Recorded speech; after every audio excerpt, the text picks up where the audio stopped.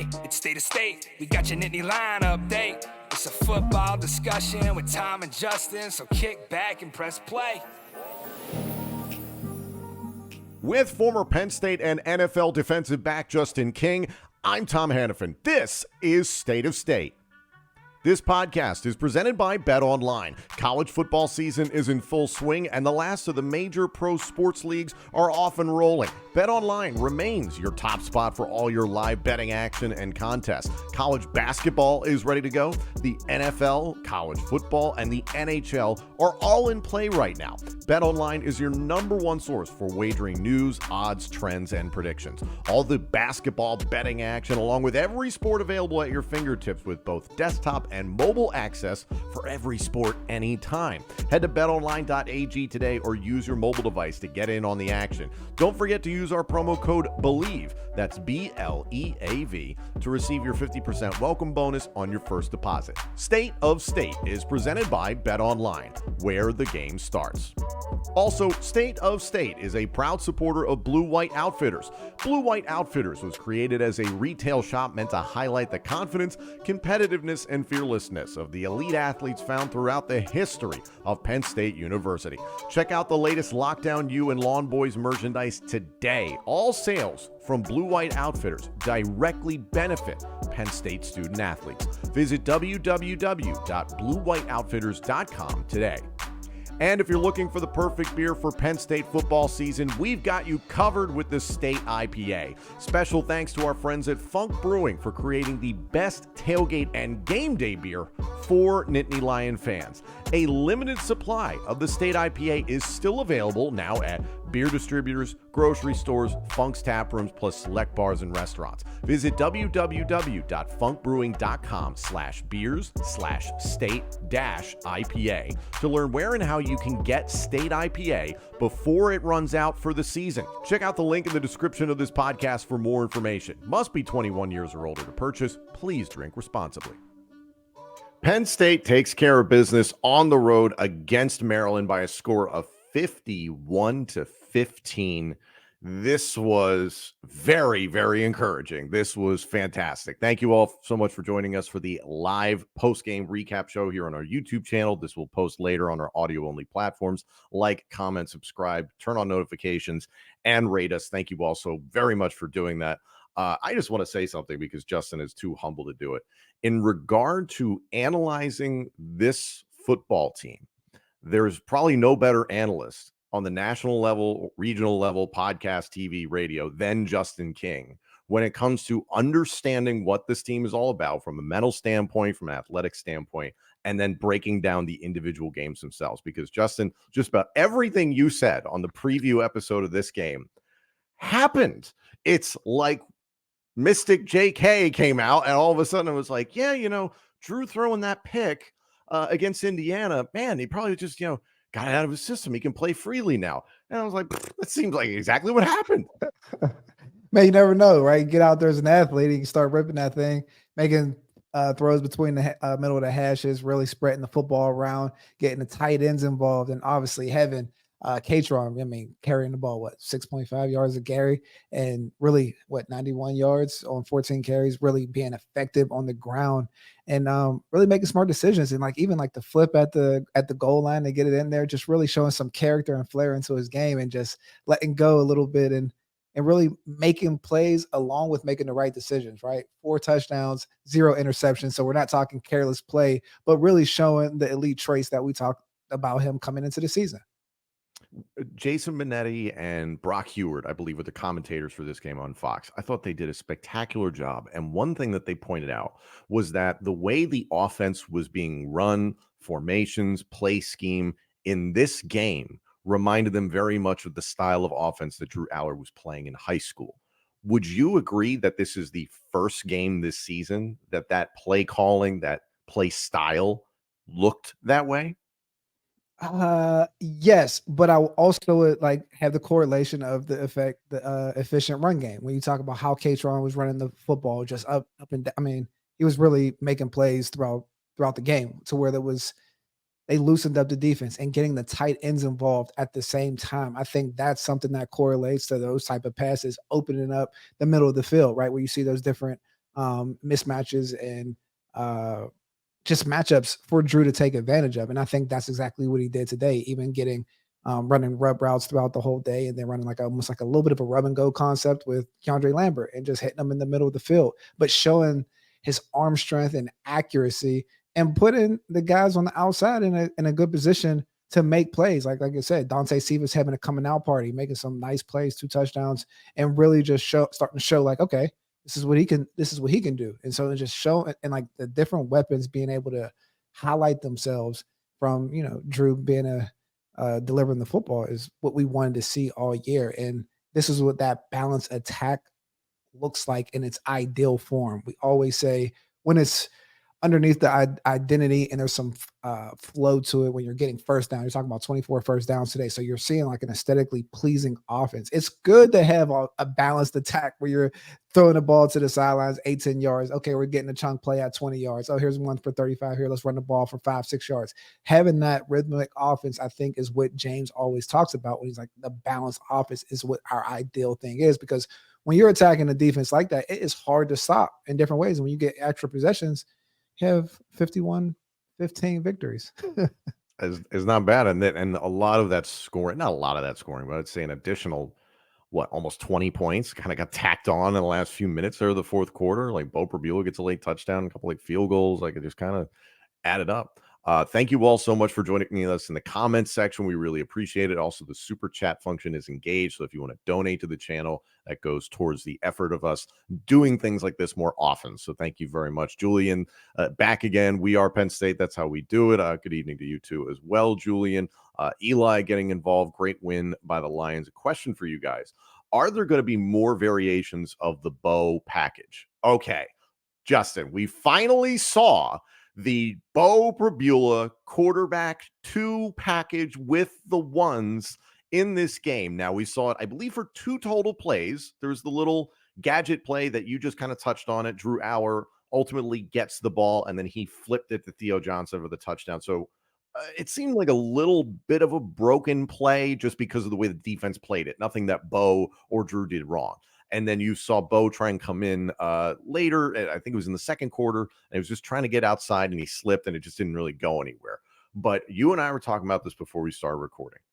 The Ohio State game, you couldn't even execute your base offense. So the point you made after the show, again, extremely astute, was you're not going to go deep into the playbook when you can't run your bread and butter. Okay, that would have been a good game to maybe roll out this package. To put it out against Maryland, the way things were going, was it necessary? I don't know. It certainly could have provided a little spark. However, it puts it on film and it gives something for Michigan to think about for next week. When you saw that package out there, what did you think of the limited visibility we got of it? I think they were trying to also get out of a little bit of a slump on the offensive side from the past 2 weeks. So just throwing a little wrinkle in there, but they started off the game being efficient on offense, getting first downs and moving this change. So when you're moving the ball effectively, running the ball, I mean, you can run the ball more than one ways. I think sometimes a screen pass or a screen pass is another way of looking at a run play. It's just a perimeter run. So when you put in a Bo Prabula package early, and he's still continuing to run the ball because we haven't seen too many passes. So that's why we like to see a little bit of a counter off of that. But it seemed like it fit within the flow of the offense and how it was going today. And it didn't seem forced, right? Because we were still, again, winning on first down and then converting on third down and also making big plays and getting the tight ends involved. So it was just another form of a running back to help out Kaytron because we looked at Nick Singleton. I mean, he had a little bit of trouble getting started with 2.5 yards a carry. And again, another form of running the football. So does that package diversify? I don't know, because it's kind of hard to throw in a whole 1B offense within an offense that we're still seeing develop and mature throughout the season. Because, I would think all the Penn State fans, I like how the offense looked today, and I want that continue to happen, and we'll see Bo fit within that form. So defenses can't get a beat on him. But I think it's good for them to put on film going against a team like Michigan, because he's just been shown to run. So let's see if there's any counters and different things of that, because he's also a dynamic athlete. If you're Michigan, you saw those handful of plays where he is with the ones, and then you have seen a decent amount of him in mop-up duty, kind of like we saw today, where he got the touchdown. Same thing against West Virginia late in the game. And he's gotten in late in games where it was like, hey, you're resting the ones, you're giving him a chance to run the base offense. How much can Michigan glean from that, considering it is apples to oranges in terms of comparison? Like, how much is that a coaching staff or analysts or whomever looking at the film and guessing, well, they could do this and they might do that, and I think this could happen? I mean, I'm a firm believer of not chasing ghosts, right? So I play to what they've put on film because there's a level of it's been somewhat successful. I mean, we've seen the pass early against Northwestern when he did the fake draw, the Yeah. fake nil Yeah. pass for a touchdown. So like there's things that have been put on film where he's been effective. So I think there's been enough things where Bo's been in there for the defense to prepare when he comes into the game to for certain plays or situations that he's going to be in. So it's up to the offense again and type of play calling that they put in front of him before they put him in the game, right? It's real easy if it's like just stale throughout the whole game. It's like, hey, let's put this package in. Defense is just going to probably tee off on them. But if you're moving the football and you're having effective wins and getting the third and manageable downs, then you throw those wrinkles in and throw that curveball. But it's like you can't get your base pitches and the fundamentals down. Keep that thing tight. Gives you options, a lot of Absolutely. options. Paul jumping in here. Great game. Now take care of Michigan next Saturday. I completely understand that and agree with that. And Julian, what an absolute butt whipping we laid on the Turtles. Eli once again getting in here. I believe this was a confidence booster for next week. Hopefully we see this game's Lions show up next week. We are going to need everything. Just kind of off of that sentiment, Justin, I think the fan base was certainly bummed after that Ohio State loss, justifiably so. And the Indiana game this past week, yeah, you got to win at home, but it just didn't feel inspiring. This felt inspiring. And you and I talked about this is such a tough Maryland team to predict. They're now on a 4-game losing streak. So I think it's kind of evident, like they are what they are, that old adage. But again, the head scratcher about Maryland, they played Ohio State tough. Their pass rush was good. Their defense was good for about 3 quarters. So part of me was like, man, they could put up a good fight here. And it didn't shake out that way against Maryland today. They seemed disjointed on defense, a lot of broken coverages altogether. And then credit to Taulia. I've knocked his game. He is talented, but I've knocked his deficiencies. 22 of 25 in the first half, came out with 17 straight completions overall on the game. And then individually to end the game, he was 29 of 39 with 2 touchdowns and interception. He was sacked 6 times. So this was, I mean, like the defense of Penn State played fantastic. And at the same time, it's like, oh man, that's what you expected from the defense, even with no Chop Robinson still. He is still out of the lineup, and I'm sure he would have liked to have played his former school. But this gave you a lot of motivation going into the Michigan game. What did you think? I think it does, right? When it's being 51-15, and winning at every phase of the football game gives me confidence. Where it wasn't, I can say, ugly win, but there was just like the emergence of I like Dante Cephas getting involved. I like even seeing Tony Rojas make a strip sack at the end of the game and just showing different dynamics of putting the bow package in early in the game. I like how Kaytron was running the football. We were manhandling at the line of scrimmage. Adisa still making plays, causing turnovers, like the fundamentals of the football game, even from the back end, having a little bit of penalties, but still locking the defense down on the back end, and just having a full totality wins on the football team is what you're looking for. And to dominate a football team like Maryland like this is a great win, and it's a confidence booster after the past 2 weeks, after even winning last week and still hearing the noise of how people were disgruntled or it's an ugly win and things like that. But this was a good, fundamental, sound butt kicking, right? And that's a good feeling to go into next week where you got Michigan rolling in the Happy Valley. Jeffrey jumping in the comments here. Hopefully Drew will have time to go through his progressions against Michigan. I think the point there is that he had all the time in the world today. Credit to the offensive line. They played very, very well. you pretty much had your full complement of weapons in terms of the offensive line. JB Nelson looked very, very good. Venga Ioane got in there and just moved human beings around. Drew Shelton got his reps. Caden Wallace was solid.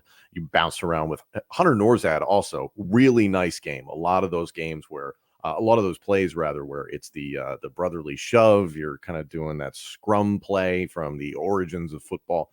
He is doing very well. He's doing his best Jason Kelsey impression. Sal Wormley, Olufashanu, excellent games.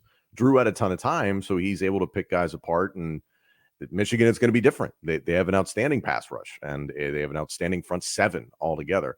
From the limited amounts that you've gotten to see Michigan, what do you think Drew's going to experience next week in that respect in terms of having time?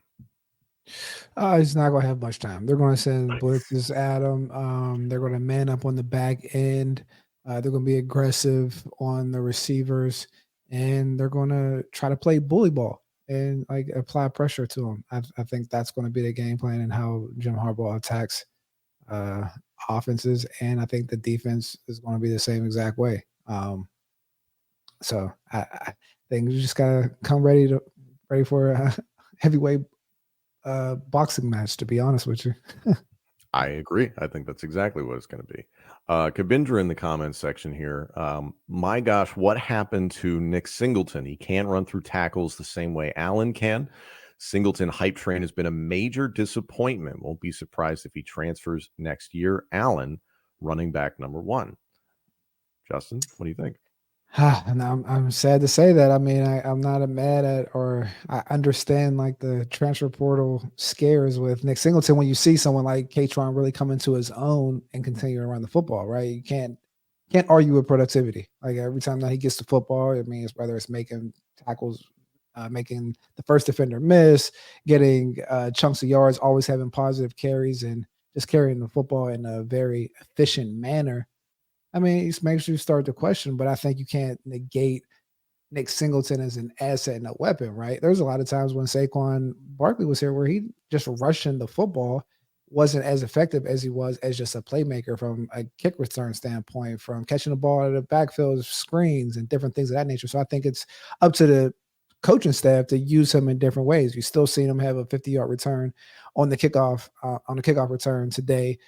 Still has plenty of he's still of a threat in the space from the backfield catching the football. And so as long as they keep using him in creative ways and getting him out in space, I think that's the task of the offensive staff at this point. But just from running the football, some things probably have to shake up a little bit.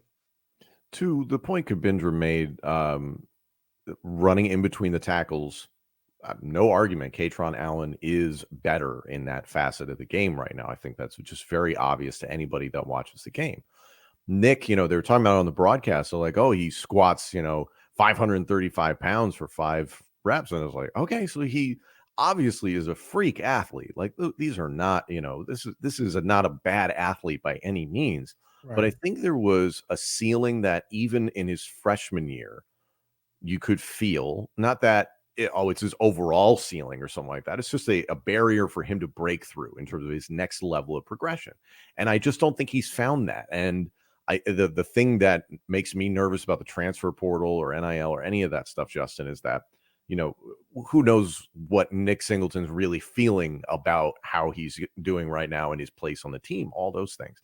But if he were to transfer somewhere else, say that, he's still going to have to break through all those same obstacles. And it's beating the man in the mirror.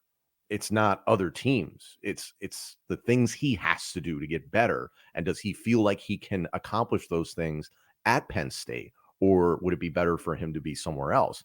I'm of the mind that he can absolutely accomplish those things at Penn State. And everything that he said publicly, same thing with James Franklin, the entire coaching staff, Jawan Sider, who I know you know very intimately. There's no issue. There's no character problem. There's no lack of work ethic. There's none of these things. So I think it's just a matter of Kaytron didn't have the same hype as Nick coming in. So we all underestimated him, and Kaytron just made progress a little bit faster. Who's to say by next season, you don't see Nick go past Kaytron and it's a horse race just back and forth of these guys. That's kind of what I feel, is that Nick's deficiencies as a running back are just a matter of time and progression and him learning these things. When you watch his game, what does he need to fix? I mean, sometimes we talk a level of patience, I think, off top. But even when I go to that, I don't even think there's something that he needs to fix. So I feel like the way he runs the football this year is the same way he ran the football last year. He was just running into different situations, and it's like being used and finding different creases. I don't think his vision has gone down. I don't feel like his quickness has changed. I don't think he's lost a step or anything like that. So I don't have a critique. I mean, he is. This is just the type of football player that he is. He's like a dasher. He's an open field threat, and just sometimes maybe his elusivity between the tackles lacks, but he makes up for it for having an elite trait of being a 225-pound running back that runs 4.4 and does all the good things. We saw the big runs last year. Like that's what made those things happen. So now it's up to the coaching staff to put him in the position to be in space a little bit more, right? Last year, I think we were using him and Kaytron in more interchangeable ways and seeing maybe being surprised by Kaytron's productivity from that standpoint. But internally, I mean, everybody knew he was a very good running back. And again, Nick Singleton was returning kicks and doing different things from a threat standpoint. I think that he still is that. So I just think some teams play him a little bit differently in towards his running style. He has to figure out how to, make people miss between the line of scrimmage or from 0 to 2 yards, but he's been getting hit in the backfield. Like, it's not like he's just running into offensive linemen, or he's missing the holes or different things like that. It happens as a running back, but now it's up to the coaching staff to get him out in the open field so he can show his talents. Even though the fall can feel jam-packed, HelloFresh makes whipping up a home-cooked dinner actually doable with quick and easy options, including their 15-minute meals. That's less time than it takes to get delivery. And with everything pre-portioned and delivered right to your door every week, it really is a no-brainer. Some of my personal favorites, the pub-style shepherd's pie is delicious, and the fully loaded pork taquitos, two of my favorite dishes. And Justin, on top of that, they're healthy, they're fresh, and they save me time and money. Talk about convenience, something that tastes good and saving money. I mean, it's essential in my life where I'm just running around, whether it's podcast, talent management, dealing with my daughter in tennis and moving around, and having a healthy, convenient meal that saves money on the grocery bill and just the food budget is amazing. It's a +1 in my book. You hit the nail on the head. We all know HelloFresh takes the hassle out of mealtime, but did you know it can also save you money? HelloFresh is 25% less expensive than takeout. So that means you can get an easy home-cooked meal on the table and more money back in your pocket. So head to HelloFresh.com/50Lion and use code 50Lion, that's 50Lion, for 50% off plus free shipping. Again, that's HelloFresh.com/50Lion and use the code 50Lion, 50Lion, for 50% off plus free shipping. HelloFresh, America's #1 meal kit. I feel like it's just bound to happen, and it's a matter of patience for everybody altogether. Rob getting in the comments section here, look great today. Great game to build off for next week. Another thing from Rob, I think if the passing game continues to improve, it's going to open up the running lanes. It's the old adage, Justin, of complementary football. The running game was solid today, and thusly the passing game developed.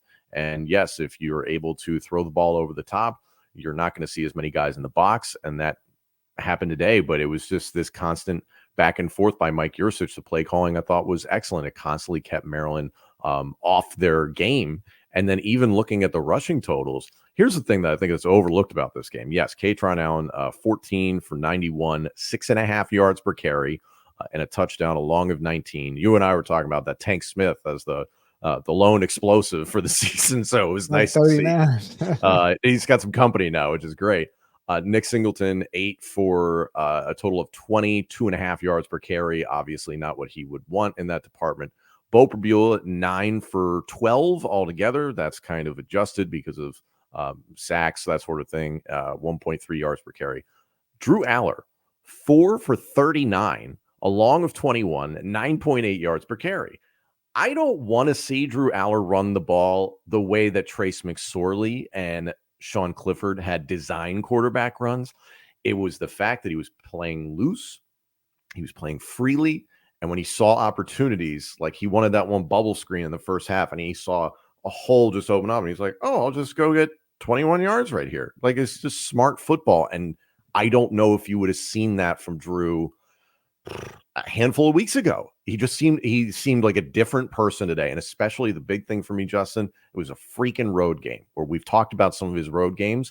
Illinois came out a little bit, came out against Northwestern, and then finally against Maryland, it was like, okay, this is what I'm talking about. And the Ohio State game was also another game where it was like, okay, not his best day. He'll be the first person to say that. But this was finally a breakthrough for him in so many capacities. It was really exciting. He looked like he was having fun, right? Like he looked like he was just running around throwing the football, like he had control of the offense. He knew where he was going with the football. And when he wasn't, his first option wasn't there, he didn't panic. He was like, oh, I'm just out here playing with the boys. Like you said, running around, making plays and doing different things of that nature, like the 21-yard stumble down the field. Like he was just making plays. And like, you love to see that happen, man. So like, I thought he played with a weight off of his shoulder today. And I mean, I think the stat line shows, and I mean, the score reflects that.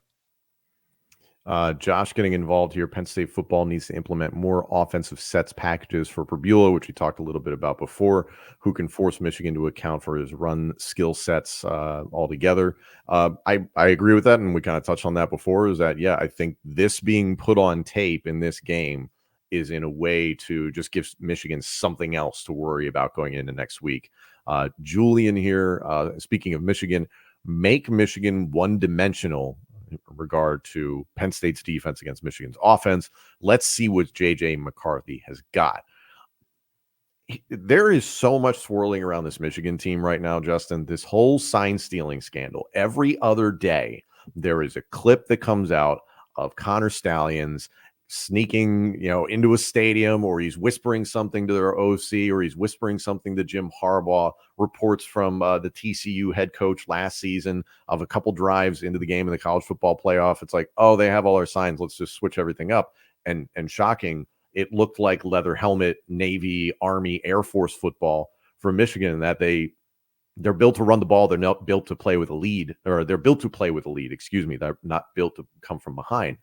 It's just, I don't know what we're going to get next weekend, which you asked me this a couple of days ago. I'd have been like, I'm a little nervous. Like now I'm like, okay, Penn State has momentum. So in your opinion, J.J. McCarthy, many are saying could be a Heisman hopeful, could be the Heisman winner if things fall his way this year.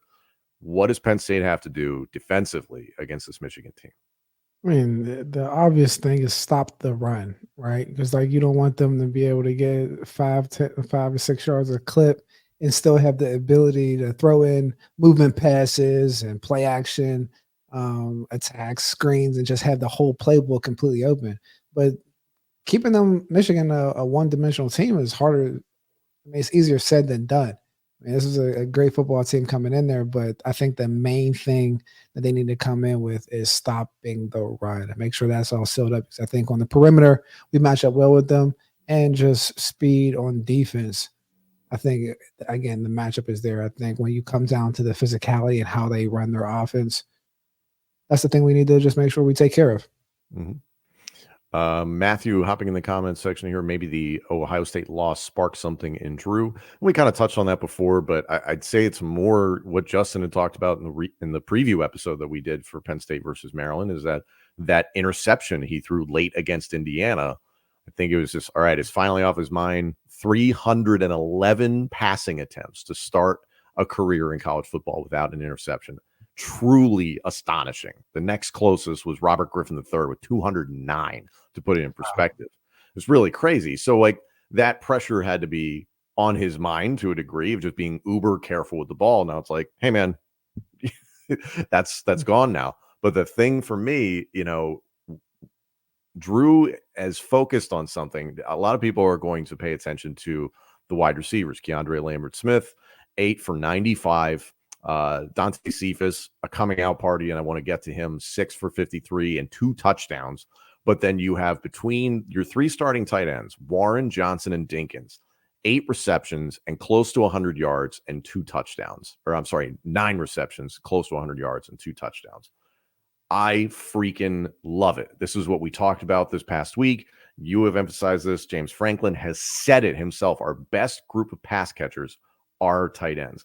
Can Penn State still do the same things to Michigan? Because I think Michigan will be able to stack up just slightly better, but still, like, how do you go up against three dudes that are like all 6'5", 250 and can run a 4.4 or less?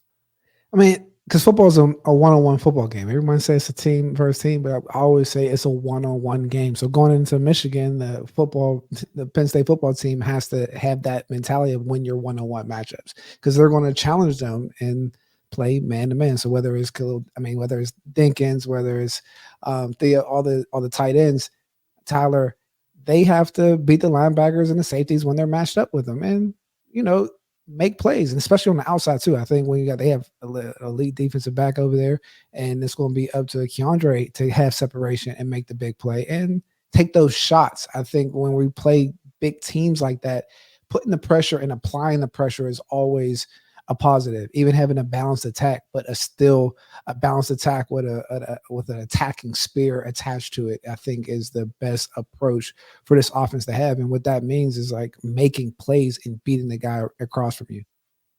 Let's talk about the wide receivers, because Keandre had a very nice game. That injury scare at the end, I was like, ooh, I'm glad to see that he was okay. Because after Keandre, then you start being like, okay, you have more project wide receivers than anything. One of those projects being Dante Cephas. And you talked about it before we started, on the air here. This was a coming out party for Dante. What did you see from Cephas?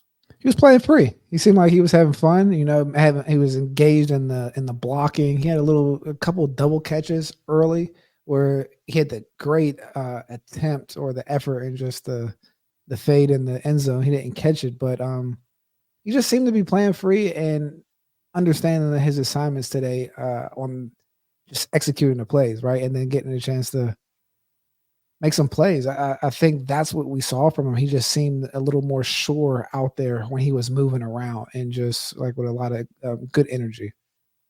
Can you put in perspective, this guy transferred from Kent State, a MAC school. We put up a lot of big numbers. Transfers to Penn State, huge jump altogether. Mm-hmm. And on top of that, he had to be on campus at Kent State until May to finish up his studies.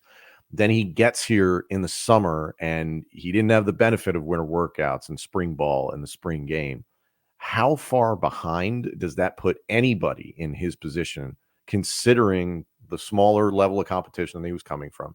And I know a lot of people I saw on social media like, where's this guy been for 8 games? And it was like, the truth of the matter is that it just maybe took him that long to get comfortable and understand things and really feel like he was locked in. Transition is hard regardless. I don't care where you're coming from. Transition from high school to Penn State is hard. Transition from Penn State to Florida State, Penn State, Kent State to Penn State. Like wherever the transition is, like transition is tough. And when you're getting ingratiated with a new offensive coordinator, quarterback, a whole program, I mean, at a different level as well, I mean, it's tough. And then on the other hand, you have to build your trust with the coaches. And like you're getting there in the summer when like it's crunch time. So like whatever that process is of building that relationship with coaches, that has to be established. And sometimes it takes 8 weeks within the season when the bullets are flying to be like, all right, this is what you're going to do when we're outside of practice, whatever the case may be. Because like, yeah, there's expectations as a transfer portal person, but as a transfer portal prospect, but at the same time, the coaches have to trust you to perform. And you have to feel that you're trusted by the coaches to let loose and not be scared when you're running routes or thinking too much or being in your head about different route adjustments or whatever it might come with the new offense, right? And so that takes time. So I think that's just something that happens when he comes in the summer. And I think we're just watching a transition, but we're just in the age of sports media or just sports in general where it's microwave and we want to see things happen right now. We see, quarterbacks or freshmen come in and perform well, and we don't give time for that development or just transition period to really take place. The need for instant gratification. That's the social media era. So as a millennial, I can say that. Rob, agree. They all looked loose, played to win today instead of playing not to lose. I don't know if they've played this season not to lose. I don't know if I agree with that entirely. They're certainly playing to win and that they looked loose, but I don't know if I agree with the point that they were playing not to lose. I mean, people they were trying to categorizing Drew as the ultimate game manager. You were calling him dink and dunk. That's a little bit of Well, the mentality of he not was to doing that lose. for a little bit. I think we can agree But on that. but that being true, but that goes, I think, hand in hand with playing not to lose, right? Because chunk it deep, right? That's just the two variations. How ironic is it that comment is just like you got should this put, I whole hope you game tape. should check it. I should trademark it and put it on a T-shirt. I'm shocked it isn't already. I I really know, am. right? That's true. Let's flip to the defensive side of the ball, and again, to everybody watching and listening, feel free to hop in the comments section. The defensive side of the ball, I mean, there's very little to pick apart from this. I think from when it comes to the first half, as I mentioned, Talia, he looked comfortable until about 44 seconds left in the second quarter when he got called for an intentional grounding play where he was getting sacked and he threw the ball just kind of out of bounds. There was no receiver in the area and he was still in the tackle box. And it was something that they mentioned on the broadcast, was a direct quote from Mike Locksley, is that he beats himself up so much that he can unravel. And that was a point where if you were watching the game closely, you could see his eyes start to be like, damn it, I screwed up there. We got that penalty. And that's where the wheels started to come off. And also they mentioned on the broadcast quite a bit, there was no running game for Maryland whatsoever. What was it? Negative 51 rushing yards altogether. Yeah, that's putrid. Negative 49. It's really bad. Yeah, negative 51. Now, part of that is the 6 sacks that Talia took, and they were big ones. But still, if you're one-dimensional, I would get frustrated too. And then in the first half, 22 of 25, not exactly great when you're looking at the defensive backs at Penn State, but then they immediately flipped the switch in the second half, as we have seen all season long. This is a team that consistently, defensively, will beat you into the dirt in the second half. Shout out to Adisa Isaac. I thought this was the most violent game he has played all season. I don't know what you felt, but like every time I looked up, it looked like he was ready to kill somebody just about every single time. And he had his hands close to the quarterback. He was violent. He was making plays left and right. He was breaking through blocking. He was outstanding. Man, that's been my defensive lineman to watch and highlight. Preseason throughout, even Love Chop and everybody else on the defensive line. I'm not partial to anybody, but he's been my breakout player that I've been waiting to see these things happen. I remember recruiting him out of high school. Dynamic basketball player out of Canarsie, Brooklyn, stand up, and just seeing like the development of what he could be, how bendy he was. He almost looked like an X-Men on the football field, on a basketball court in high school, and just seeing him as like a prime rusher. He had the ACL last year, and coming into the season and just having those different traits, and he was always ultra physical and violent. You're starting to see it to come together and making game-changing plays when it really unfolds in the game, even against Ohio State. Just different things that, just special plays, man.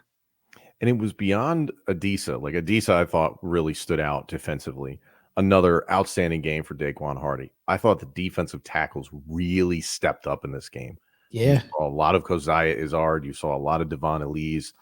Denied Dennis Sutton, as usual, was active. And again, you still have to remember, we talked about it before, no Chop Robinson for this game. And Amin Vanover was questionable, so he was not in this game. I believe I didn't see him at all. So, you're down a couple guys, and the way this defensive line played, it got to a point there, Justin, late in the second quarter and then in the second half, you didn't see Manny Diaz having to rush that many guys. Like, they were getting home with a 4-man rush pretty consistently. That's what you love to see from your defensive line, finishing games and putting teams away. For the box score 27-8, or 30-8 in the second half, that really making the offense one-dimensional and just pinning your airbag and causing turnovers and tackles for losses and really wreaking havoc. That's when you have an elite defensive line group. And I think that's what we're seeing play out. It's been really fantastic. I thought Abdul Carter was somebody that this past week, I started to see a lot of comments on social media from Penn State football fans, kind of like, where's Abdul Carter been this season? And this was, I wouldn't say the first game this season where I felt him be like he was in his freshman year, but it was certainly, I think, his best game. I don't know what you saw from him and what you can speak to in terms of his progression this year. I think it's been consistent with everybody else this game. I mean, maybe it's an anomaly. Everybody just playing loose. It seemed like he was running around having fun and just like flying around trying to make plays.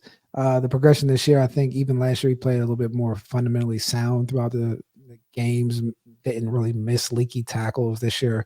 I think maybe pressing a little bit early on, a little bit of preseason hype, a lot of it's different to play with expectations versus being a freshman, and whatever thing you do, you just kind of more so lean onto your fundamentals. Sometimes when you're trying to make the big splash play that everybody say you are, sometimes maybe a little bit out of control on tackles or things like that. So we starting to see those fundamentals come back to play, and you see him make his athletic plays at 6'3", 250 pounds, running in the middle of the field, being able to run you down, hit, and cover tight ends in the backfield, and starting to see his special traits that everyone was talking about preseason coming into his sophomore year. Oh, and it's that external noise. You're wearing that number 11. Everybody under the sun. Everybody under the sun has been like, man, he's the next LeVar. He's the next Micah. How do you not hear that? And I'm not saying it's gone to his head, but like hearing that and allowing it to not go to your head, and then going out there and let's say it didn't. He's got a good head on his shoulders from everything I've heard about him. And then it's like, now you have to live up to that expectation. That's pretty daunting for a true sophomore. It's a little terrifying. I mean, he was number 11. He picks it out. I think these guys sign up for what we sign up for. And in the sense of you wear number 11 at Penn State. I mean, he knows what comes with it. Like, he's on ESPN. There's good things that come with it. So I don't really like the pressure that you then change your number then. But if you're it's fair. And then if you do that, it's like, But that comes with the territory. So I mean, he can wear it. It wasn't like you changing your number. You were like, I'd like number 1, but then you'd have to fought Anwar Phillips, and that wouldn't have worked out. Yeah, just like for no reason. Lex getting in here. Will Chop Robinson be back for Michigan? I don't have an answer to that. Justin, I don't know if you have an answer to that. I don't even know if we'll get an answer to that. Yeah, no injury reports in college football. Yeah, it's been funny this year because James Franklin has let some things out here and there, and that like, Trey Wallace will be back for I think it was the UMass game. It was like, we're gonna have him back for that. And I was like, okay. Like normally he doesn't come out and say some of those things. And then broader questions like, when's JB Nelson gonna be back? It's like, it's not a season-ending injury. It's like, okay, so you kind of have to tune in every single week and see if something slips out, not that he's making mistakes or anything like that. Maybe it's tactical and he just wants some information to be out there. Who knows? But hopefully you get Chop Robinson back for Michigan. As we wrap up here, Justin, that is all everybody is focused on now, because all of a sudden the events of today, not just Penn State beating Maryland in such a sound fashion, when I think there are plenty of us worrying about this game to a degree over the past week or two, but also you watched Ohio State. You look at the final score for them. I think it was 35-10 was the final, but or 35-16, they beat Rutgers in Piscataway. If you watch the game, it wasn't a 35-16. Oh, we beat them by 19 points. It felt like Rutgers put up a pretty good fight. It kind of felt like when Maryland went and visited Columbus and put up a good fight against Ohio State. This Ohio State team is beatable. And granted, Penn State just didn't get the job done a few weeks ago, but it does leave this glimmer of hope in the minds of Penn State fans. It's like, what if this performance against Maryland gets duplicated next week against Michigan, and you knock off Michigan, and this domino falls and this goes here, because it's still just a 10%-ish chance of making the national, the college football playoff. Looking ahead to Michigan, what's a realistic feel for this game? How do you feel about it now? How do I feel about it? Yeah. I feel good. I mean, I feel like any given Saturday, anything can happen. But I feel like we match up well to take care of the run. I think, again, easier said than done.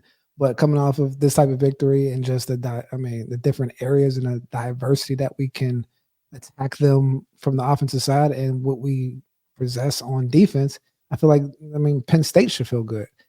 We have the nasty taste from Ohio State is the fact that you're saying they are a beatable team, and we did not play up to our standard. Like, we didn't. This wasn't the offense we saw against Ohio State. So that's what hurts more so than, hey, how great Ohio State is. And I think the same holds true with Michigan. They're a great football team, but I think like they're just not in a different category as we are. So going into the game, we should feel confident in going in and just start throwing haymakers. I mean, because like that's the type of game that they're going to be playing. To Rob's point, Penn State is still in the hunt. Lots of close calls in the top 10 today. If they finish strong, they're still in the hunt. Completely agree. And listen, as we're on the air right now, Michigan is playing against Purdue. By the time we sign off of here, the entire world could have turned upside down. We have no idea. I don't think so, but hey, crazier things have happened. Thank you all so much for joining us again. Like, comment, subscribe, turn on notifications, and rate us. We appreciate you guys so much for tuning in for these live post-game shows. We really appreciate it. We will have our preview episode for the huge clash, Penn State versus Michigan, up this Wednesday. Thank you all so much for joining us. Again, the final score, Penn State beats Maryland by a score of 51-15. Thank you all so much for joining us. This episode and our entire library of shows is available now on YouTube, Apple Podcasts, Spotify, Google Podcasts, TuneIn, and wherever else you get your podcasts. And of course, let us know what you think of the show on Twitter @TheKing1 and @TomHannafin. State of State is presented by Bet Online.